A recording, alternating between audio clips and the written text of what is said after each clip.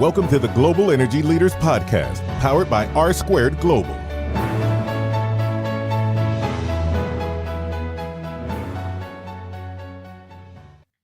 Welcome to another edition of the Global Energy Leaders Podcast. As always, I'm your host, Ryan Ray, and today, guess what? It's another nuclear day as we bring on Edward Kee, and you need to check out his bio. He has a pretty extensive career in nuclear, and it's interesting because his perspective on nuclear is a little bit different than the guests we've had on so far. And so you're going to hear that nuclear, we shouldn't look at it as just a commodity, but the impact it has on the local communities with long-term jobs and the stability that it creates for these communities. So interesting perspective. I hope you enjoy the conversation, and be sure to check out the show notes where you can find out all of his information there at globalenergymedia.com. Just a quick bit about him.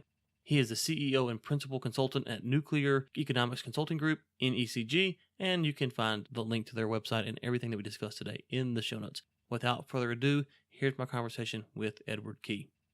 Edward, thank you for coming on the show today. How are you doing? I'm doing great, Ryan. How are you? Well, you know, I was telling you before we started here, a thunder boomer is blowing in here in Texas, and so it's I'm just hoping I don't lose power during the interview, but beyond that, I'm doing great today.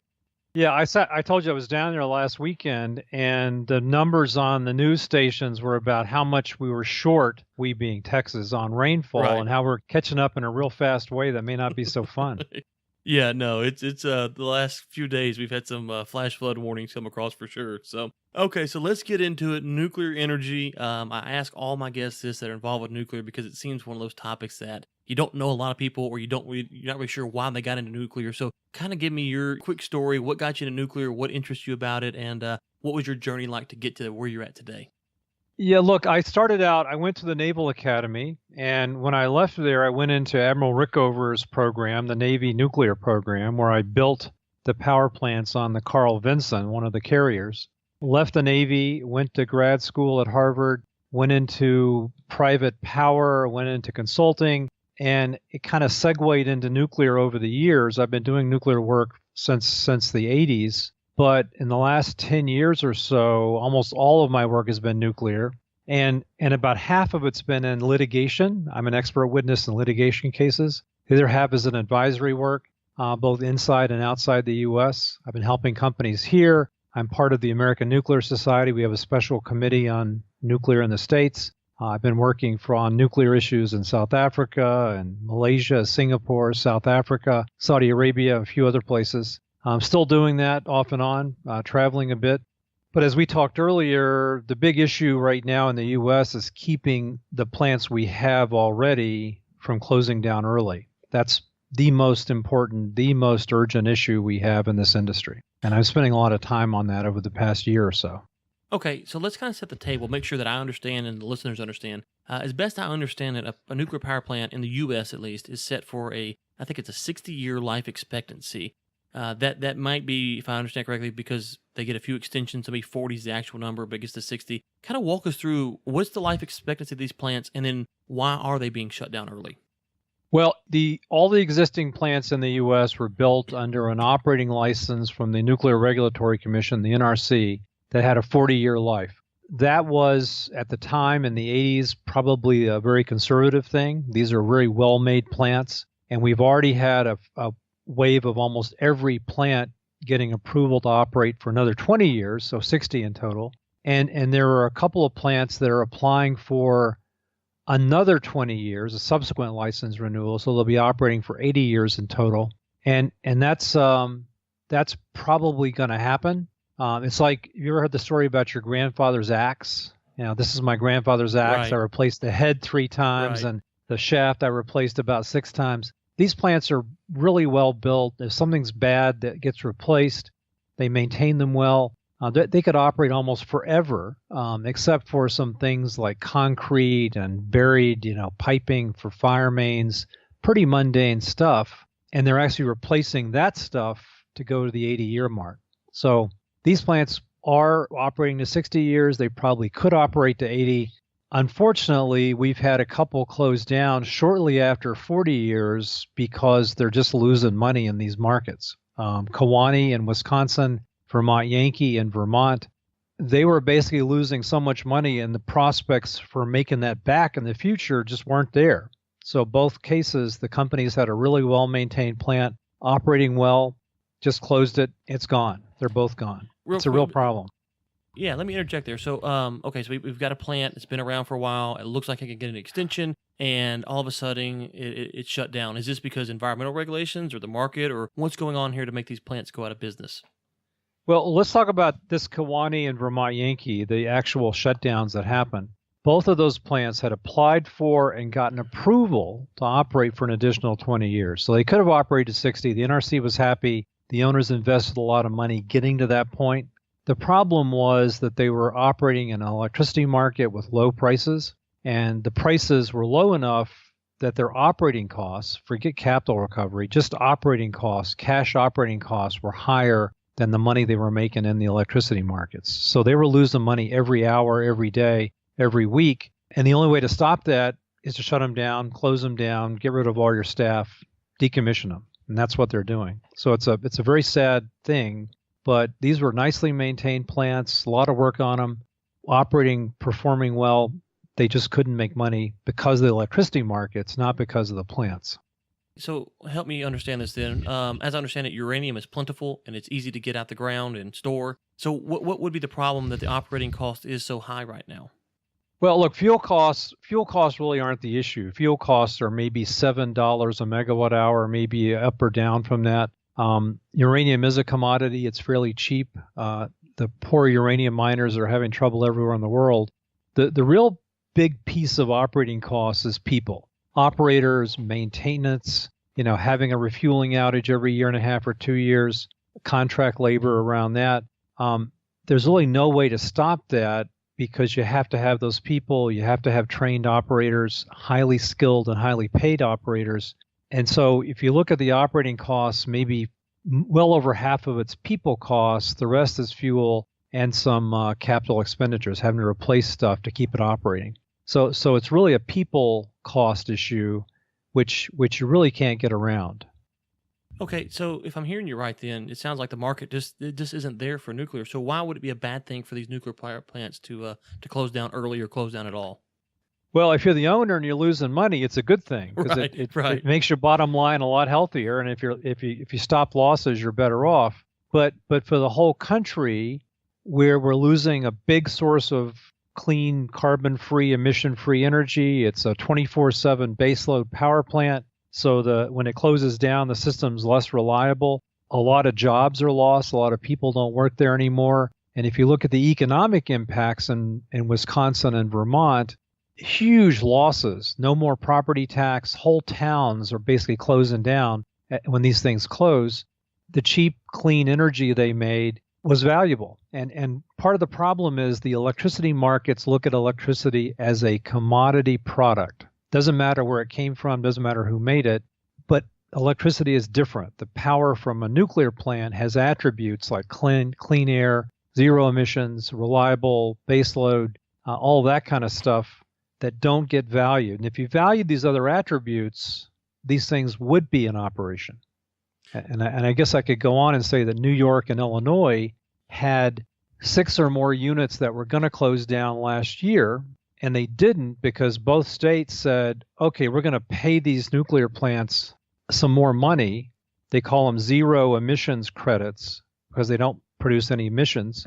And they gave them a bit more money, and that was enough to keep them around for another 20 years. So New York State saved the upstate New York plants.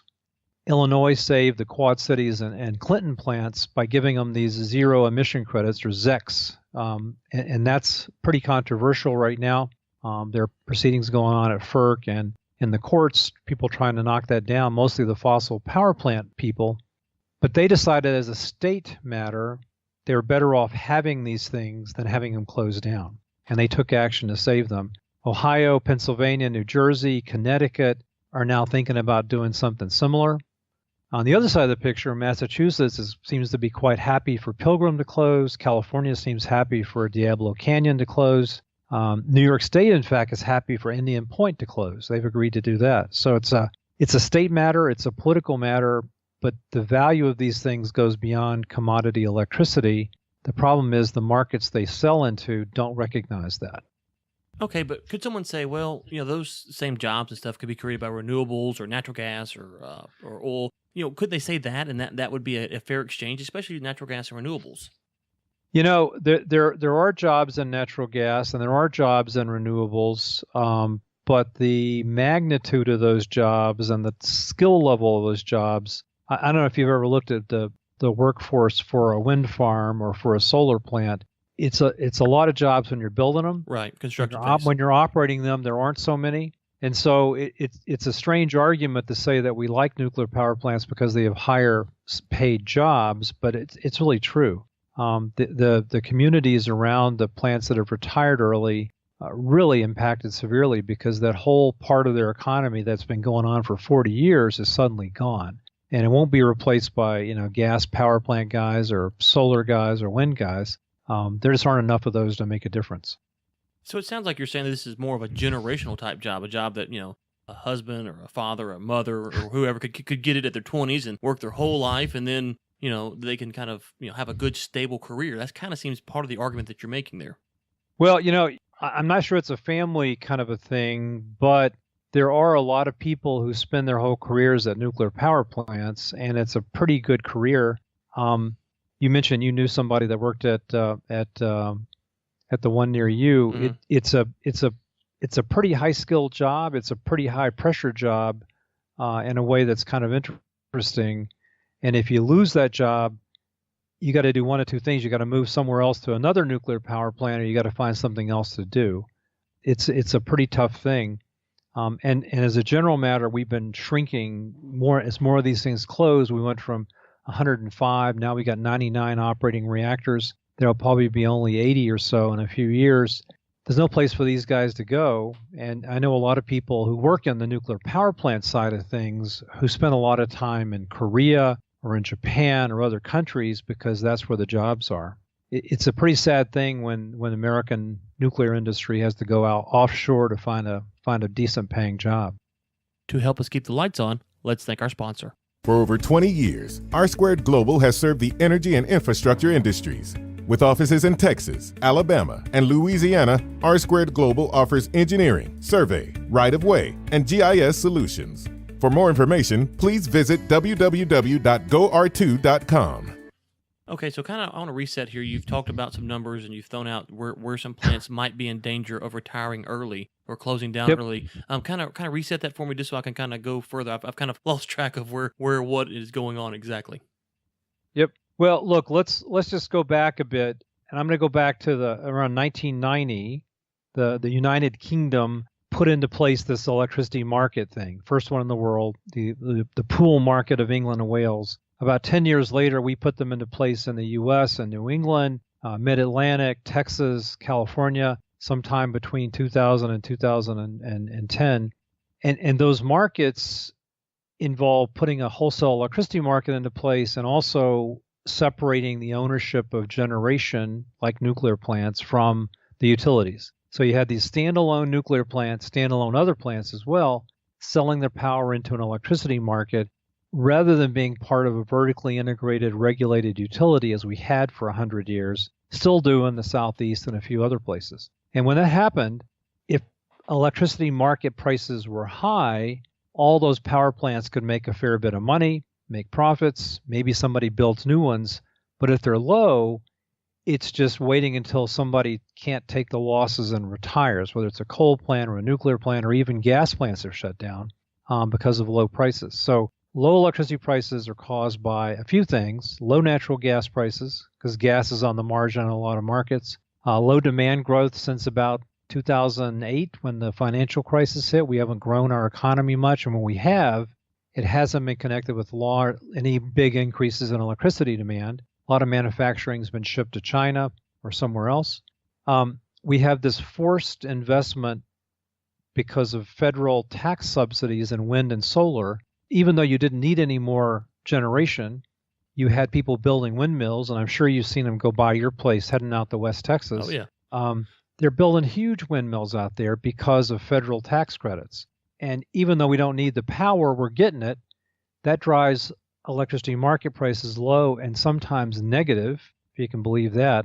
When I was down in Texas this weekend, I saw an ad from TXU saying, we can do this new deal. Your power during the night is free, and the power in the day is based on solar prices. Have you seen that ad?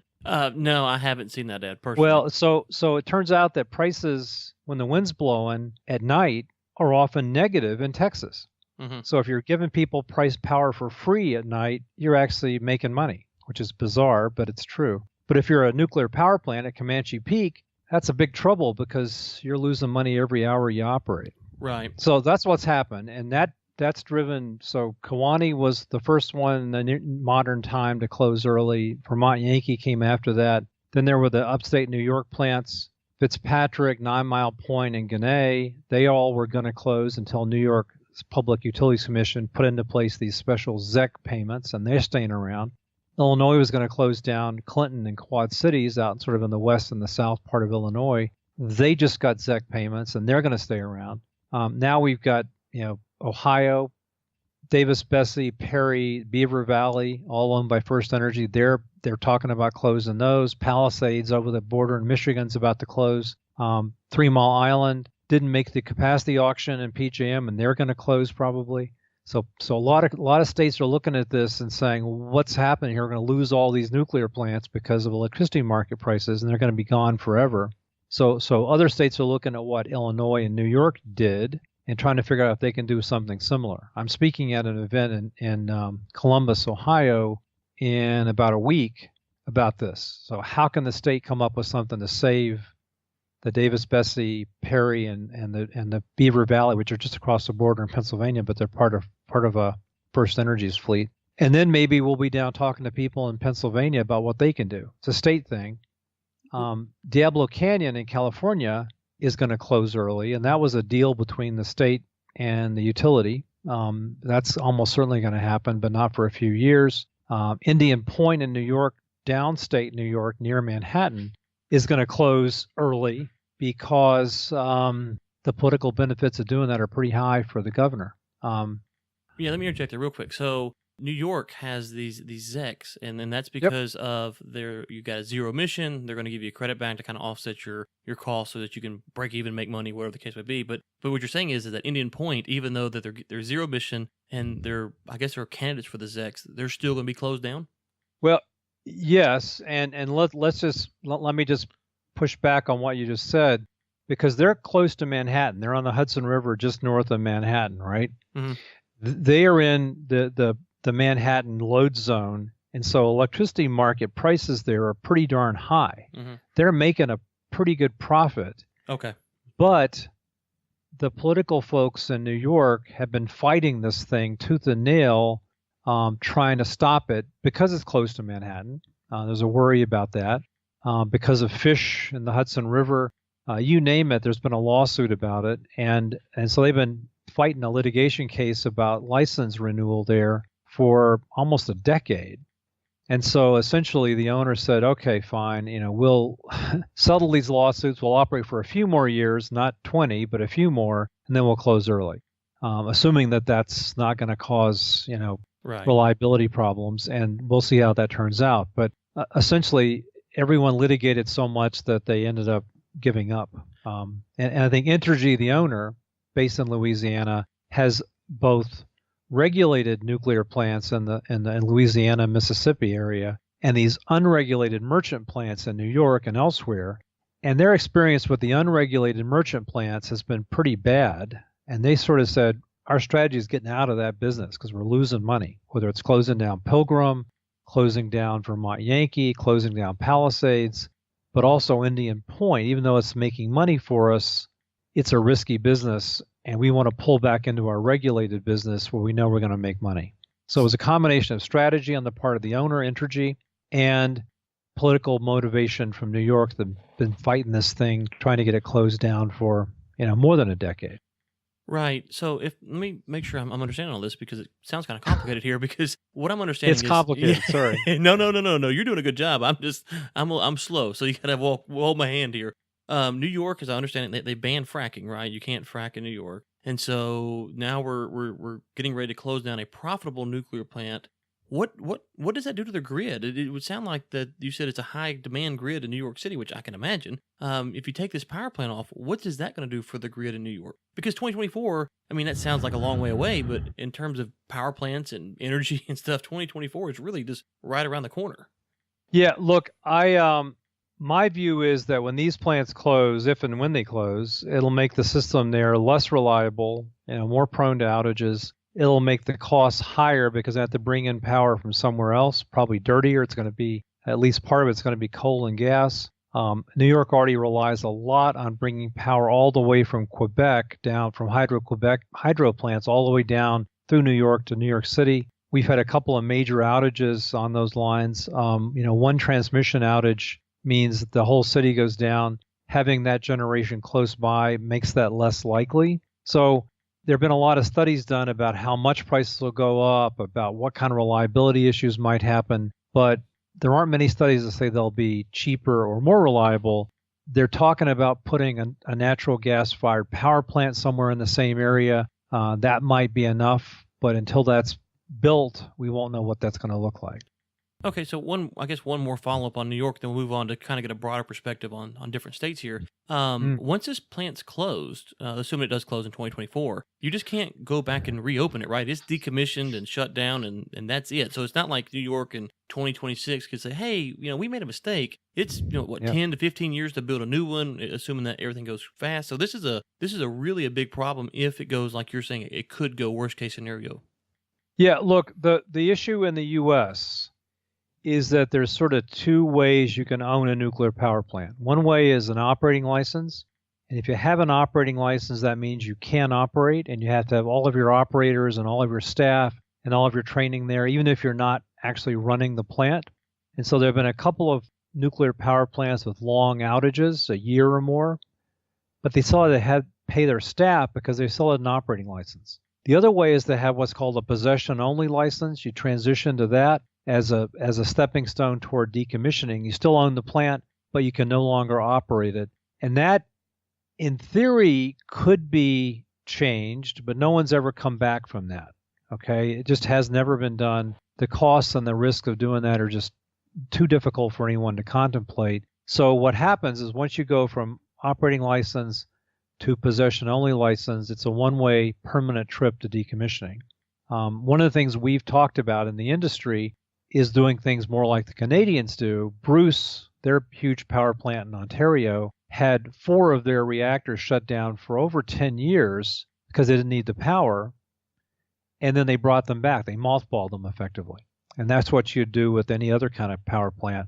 The NRC doesn't have a pathway to mothballing.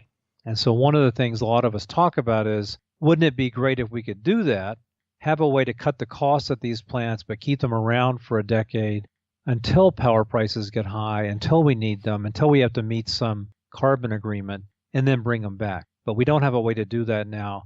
And the costs and the risk of doing that are so high, even if you contemplated it, that no one's going to do it. Gotcha. Now, earlier you mentioned this is a state issue, and you've thrown out a lot of plants in a lot of states. Kind of walk us through just kind of, I think you said Illinois, Pennsylvania, Ohio, Michigan, Massachusetts, California. Just kind of give us a 30,000-foot view of how these states look at nuclear power and some of the different plans or solutions that they're throwing out. Yeah, let's go to a higher level of abstraction, if you will. Electricity in the U.S. is mostly regulated as a state matter. Every state has a utility commission. The states have a lot of authority and jurisdiction over what happens in electricity. They set rates, they control the utilities, they regulate them, and so on. It wasn't until really in the 2000s that FERC, Federal Energy Regulatory Commission, had more influence than they did because of interstate commerce, right? You sell power across state lines. They always had a way to look at those contracts. But these electricity markets that cover multiple states are FERC federal regulated. So you got this odd thing where New York State has its own market, the New York ISO market, but the state still has control of the utility industry, but FERC regulates the market. And that's where we get into some conflicts. And each state has a different issue. Each state has a bundle of power plants and utilities that were around before these markets were put into place. And each state has its own interests with respect to jobs and economic impact, and in many cases, things like carbon emissions and other things. So the state still has a real big stake in this, even though federal regulators oversee the markets and the market prices. So there's some conflict there. But let's go. So New York, they had a whole fleet of nuclear plants. They were one of the biggest, not the biggest, but one of the biggest nuclear states in the country. When they deregulated, those all became merchants. Merchant meaning they're selling on the market without any regulation or any guaranteed offtake. And so those plants were all potentially at risk. Indian Point making money down near Manhattan, the rest up in the north, which I don't know if you know the history of New York State, but upstate New York used to be a huge manufacturing area, and that's why they were up there. There isn't much manufacturing in upstate New York now, so there isn't much demand. There's a lot of power up there that goes down to Manhattan rather than staying up there. Prices are low up there in the electricity market, but boy, these plants are huge jobs. So if you're the governor of New York, saving hundreds of jobs per nuclear power plant in upstate New York is a really big positive for you. Same thing in Illinois, where Quad Cities is out on the border on the west, Clinton's down in the south. Both are places that don't have a lot of other things going on. The jobs and the indirect economic benefits in both those regions are huge. The economic impact of closing would be very large and negative. And in both those places, locations, prices are pretty darn low for very similar reasons. Quad Cities used to be a big manufacturing center. It really isn't anymore. A lot of wind power comes from the west through that part of Illinois toward Chicago, so prices get really low when the wind blows.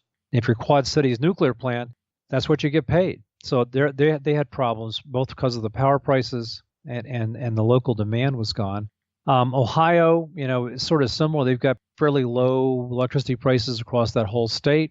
Michigan, same thing. Pennsylvania, same thing.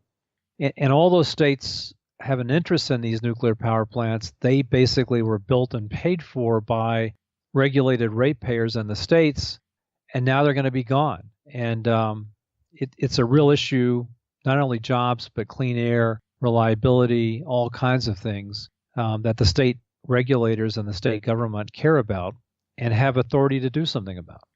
Well, you put an interesting perspective on it. One that I've heard some of the stuff you said before, but some of the stuff that you're bringing out is a unique perspective. I won't say unique, but unique to the show at least. So I do appreciate that. I am curious if we look at kind of the nuclear discussion in a 10, 20-year type span. Where do you think we're going to end up with nuclear?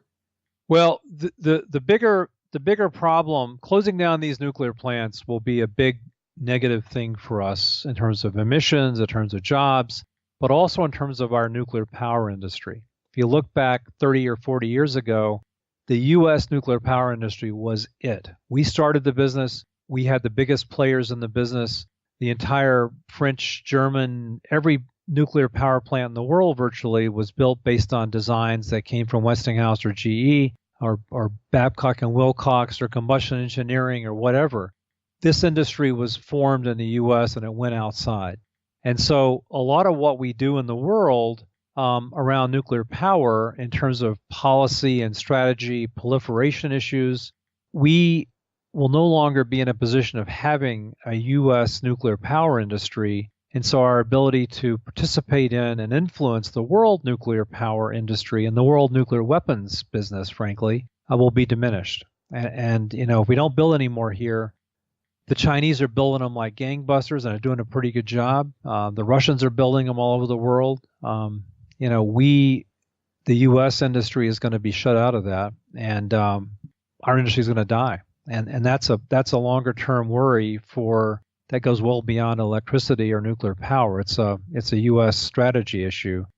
And people are actually out there saying that we ought to be building new nuclear power plants, even if they don't make sense economically, to keep our industry going, because without a nuclear industry, we may never we'll be buying reactors from Japan or not Japan, from China in the future if we want to build new ones, because we won't have anybody left to build them here. So it's a long-term worry. Well, Edward, I appreciate this. This has been very, as I told you before we got on, I love the nuclear stuff. I try to keep up. It's a little bit foreign to me, but I love it. It's a fascinating topic for sure. Where can people find out more information about what you're doing? If you have a book or anything else that you want to plug or promote, please let us know so our listeners can go find you. Sure. Look, I have my company, Nuclear Economics Consulting Group.